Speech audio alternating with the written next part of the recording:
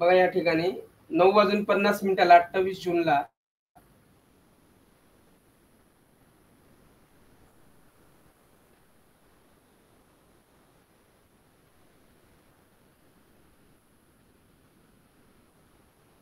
हे इथं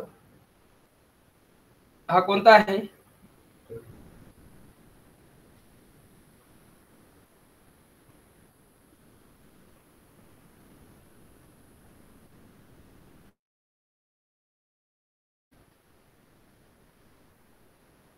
hammer, hanging man. हा हा, येस येस, हँगिंग मॅन आहे, हॅमर म्हणायचं नाही त्याला. It's okay. थोडं सवय लागलेली असते ते, त्यामुळे ते येतं, ते येऊ द्या. हॅमर सपोर्टवरच बनतो, हँगिंग मॅन रेजिस्टन्सवर बनतो.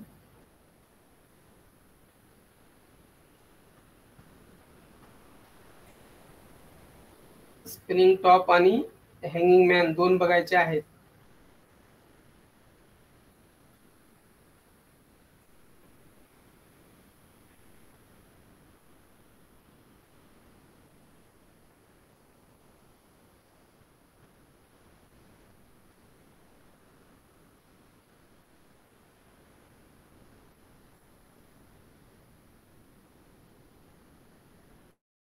हे बघा इथे स्पिनिंग टॉप आहे 14:15 या ठिकाणी.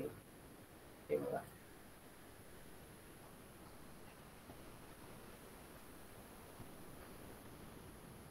त्याच्या खालचा जो आहे सर तिथंच, हा तो त्याला काय म्हणता येईल मग? तो 60-40 मध्ये येतो का?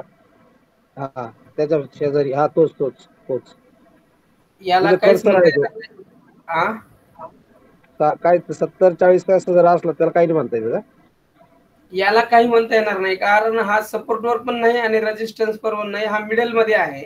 त्यामुळे याला कन्सिडर करायचं नाही. एकतर चार्टच्या डोक्यावर किंवा चार्टच्या बुडाला, राजू, चार्टच्या डोक्यावर किंवा हा, चार्टच्या बुडाला, टॉपला किंवा लोला.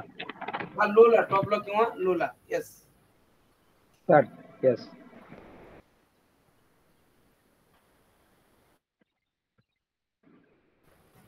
इथे पण आहे स्क्रीन टॉप.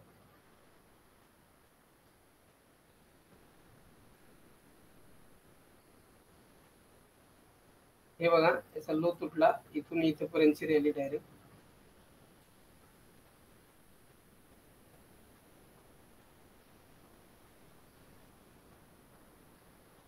इथं पण आहे.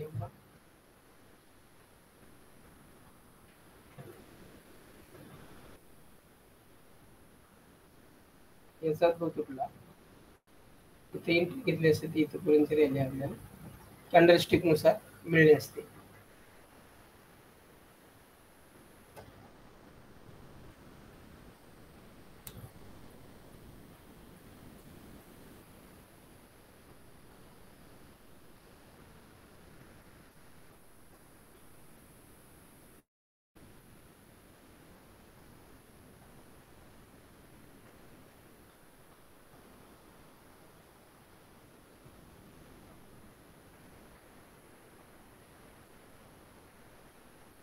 इथं पण आहे स्प्रिंग टॉप. असं हाय ब्रेक झाल्यानंतर इथं पण एंट्री होऊ शकली असते, इथून इकडचं इथपर्यंत आपल्याला रॅली मिळली असते.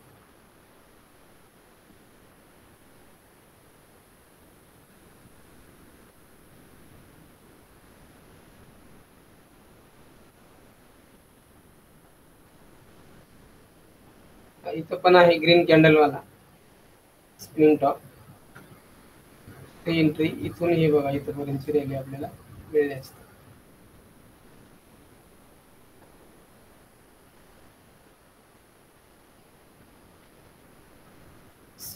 कॅन्डल पॅटर्न बनल्यानंतर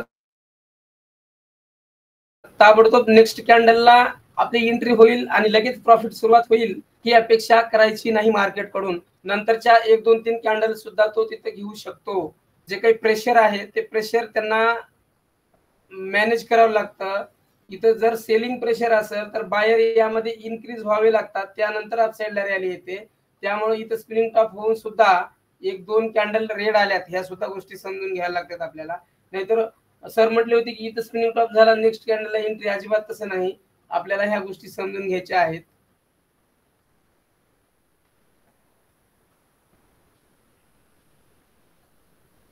इथे बघा रेड कलर,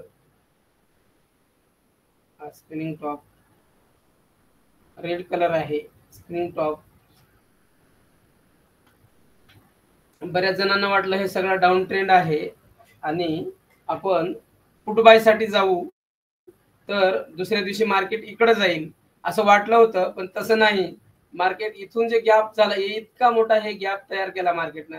इथं नाही, मार्केट इथं ओपन झालं. इथं किती मोठा गॅप झाला बघा, इथं पासून म्हणजे 76,600, तिथं पासून 77,100 म्हणजे 77,151, इतक्या मोठ्या फरकानं गॅप अप ओपन केलं मार्केटने.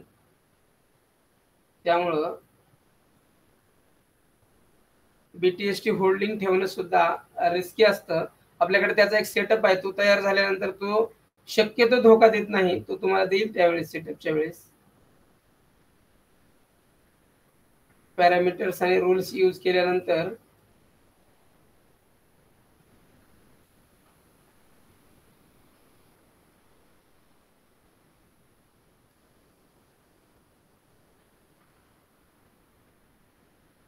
हे बघा, इथं हँगिंग मॅन आहे मधात, 9:20 आणि हँगिंग मॅन आहे. त्याचा लो ब्रेक झाल्यानंतर एंट्री बघा, इथपर्यंत टार्गेट मिळालं असतं आणि तोच सपोर्ट म्हणजे तोच रेजिस्टन्स मार्केटनं फॉलो केलाय.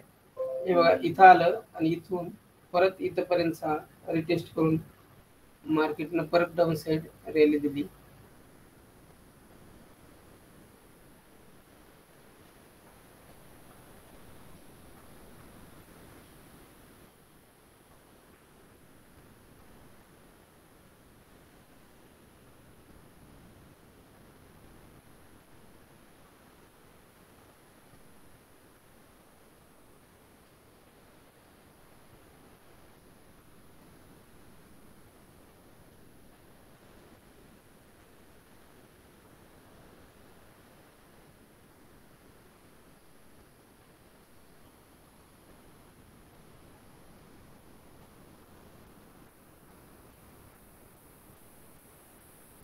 हा जर रेजिस्टन्स पकडला किंवा सप्लाय झोन पकडला, तर इथं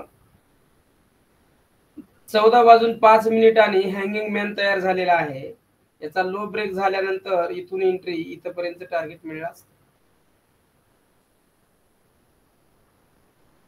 बघा, लक्षात आलं का, इथं हँगिंग मॅन आहे, पण त्याला वरती कन्फर्मेशन म्हणून इथं हा झोन आहे.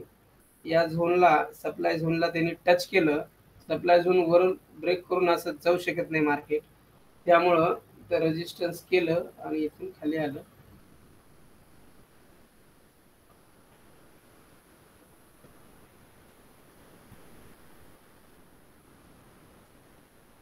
हे बघा, इथे एक 12:35 27 मेला एक हँगिंग मॅन आहे. इथून इथपर्यंत रॅली दिली, इथे खूप मोठी रॅली झाली बघा, इथं आहे का. त्यानंतर इथे entry, break, retest and boom. बघा, इथं ब्रेक झाला, त्याच्यानंतर रिटेस्ट झाला. काही जण मंडळी काय करतात, इथे एंट्री पण घेतात, या दोन कॅन्डलचा प्रॉफिट पण घेतात, आणि जसंही एक ग्रीन कॅन्डल बनली, अरे बापरे म्हणतात, आता किती वर जाईल की इथून एक्झिट घेतात. परत मार्केट 1 2 3 कॅन्डल वर जातं आणि त्याच्यानंतर मग त्यांनी फक्त बरं झालं आपण इतकाच प्रॉफिट घेतला, वाचलो असं म्हणतात. आणि त्यानंतर हे इथून इथं रेजिस्टन्स फेस करत असतात, त्यांना रिटेस्ट हे प्रकार काही माहिती नसतात, आणि इथून जे पडाय सुरू करतात हे इतकी रॅली, हे इकडे इतकी रॅली, अशा पद्धतीने ह्याचे सिक्रेट आहेत. त्यामुळं पुढे पुढे बोलेल मी, आताच बोलून ठेवल्यानंतर वेळ पण झालाय.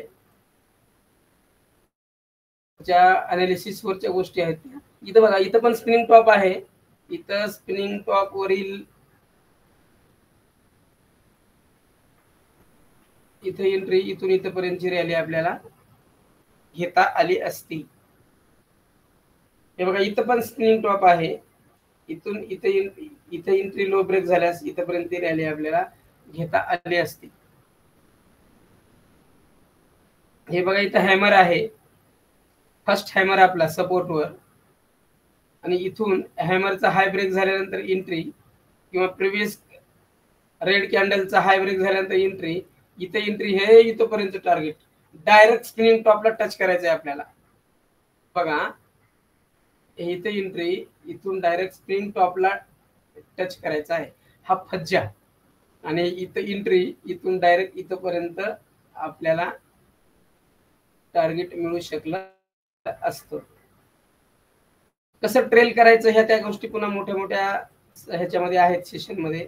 इथपर्यंत जायचं कसं, इकडं इथपर्यंत जायचे सुद्धा गोष्टी आहेत आपल्याकडं. त्यानंतर पुढे बघू.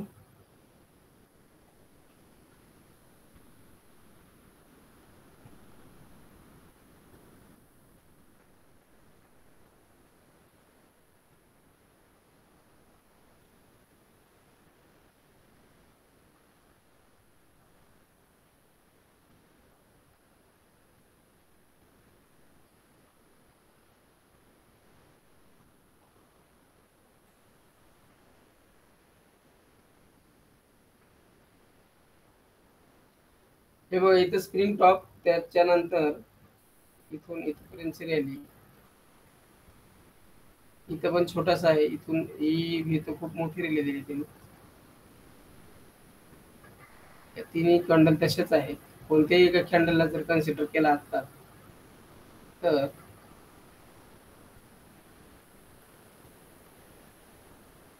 स्ट्रक्चर इथून एंट्री इथपर्यंत रॅली डायरेक्ट. बघा लक्षात आले का कॅन्डल पॅटर्न. अशा पद्धतीनं या सगळ्या गोष्टी आपल्याला कन्सिडर करायच्या आहेत.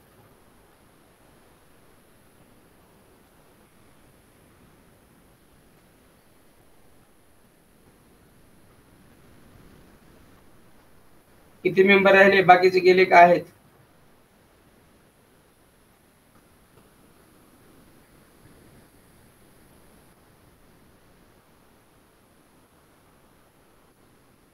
टॉप लास्ट घेऊ हा.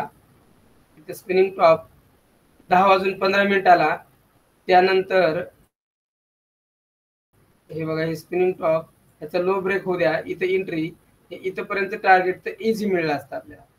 हे अशा पद्धतीनं कॅन्डल तुम्ही ड्रॉ म्हणजे हे करा, ड्रॉ करा चार्टवर, चार्ट शेअर करा, प्रॅक्टिस वाढवा, परफेक्ट होऊन जाल.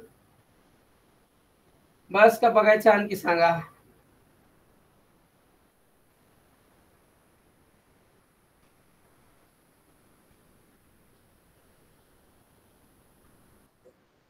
ओके.